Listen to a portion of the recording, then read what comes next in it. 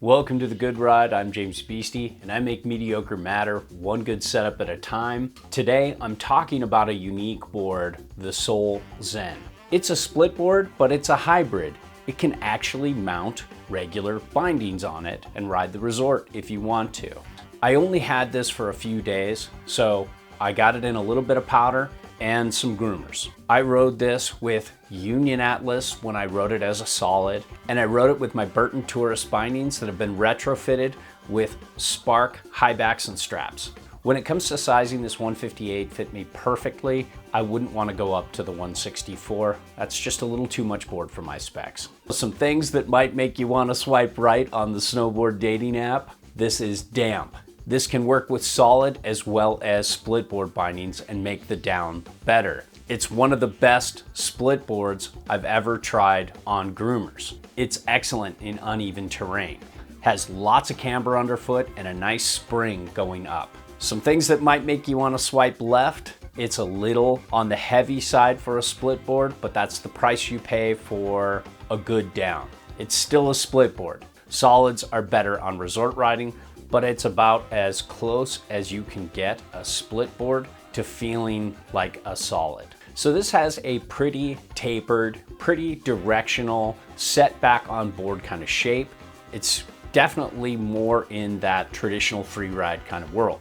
When it comes to the camber profile, you have a healthy bow of camber right in the middle. There's a little bit of early rise before the nose, but it seems like the camber goes almost all the way to the tail. On the up, this felt very good, very springy. It helped compensate a little bit for that extra weight and gave you a good forward movement. I love boards like this. It was almost there with the Telos DST I tried that had one of the best springs out of your step when you're going uphill, and it was getting up into that realm. It's a little bit more on the technical side, but if you like that almost full camber feel, you're really gonna like this board.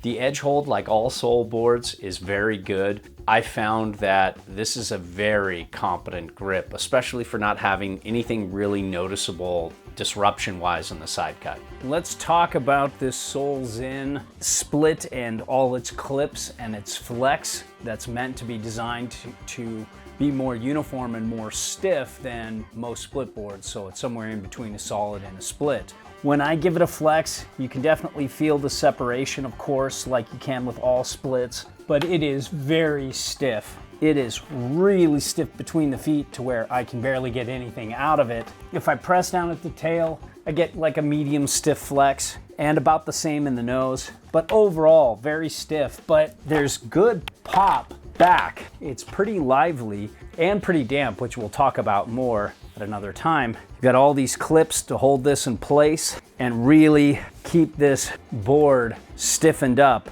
especially when you mount regular bindings on here and not split board bindings. They stiffen up the ride as well. Despite this board being pretty stiff, I felt like it was pretty easy to get an ollie. It was decent on a butter, and I think overall this stiff flex personality doesn't ruin your day when you're resort riding, but it can handle uneven terrain super well for being split in half. I think it's a very damp, chatter-free kind of ride for a split, especially when you pair it up with real bindings and put those on. Now, when it comes to bass glide, I felt like this Zen had good bass glide, but not amazing bass glide, but definitely in the upper tier. Now, when it comes to speed and pointing it, this is one of the dampest split boards I've tried. Even though it's not a super straight liney side cut or the kind of board that's made to just point it, it can handle a good amount of speed, and I think a lot of people will be happy with that. When it comes to turning, this is actually pretty important because this is not just an off-piste board. This is meant to be ridden at the resort as well as in the backcountry or slack country. When I set it up with my Union Atlas, I felt like the turn initiation was very quick. The board felt a little more damp, a little closer to being a solid. It still felt like a split, but it's the best turning split I've tried. The turn initiation's very quick, Once I got it on edge, it has a very turny, cool, carvy, across the groomer kind of turning experience with lots of spring and pop out of the turn. It's definitely got a little bit of that slashy, surfy personality that you see in all the Soul boards without sitting way back on the tail like a snow surfer does. When it comes to powder, I think this has very competent float. It has a good bit of taper, a little bit of early rise before the nose, a decent setback on board. You put that all together and it makes for a very fun board if you see some deep powder.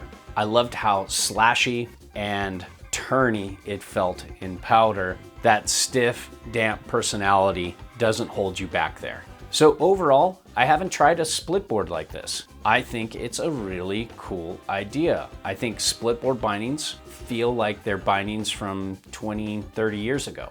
I think split boards don't ride very well unless you're in really good conditions, like powder or just clean snow off piste. So having a board like this for somebody who rides next to a mountain with a great uphill policy, they want to get exercise, they want to earn every turn, but they want to ride groomers too, this is a great compromise for people like that.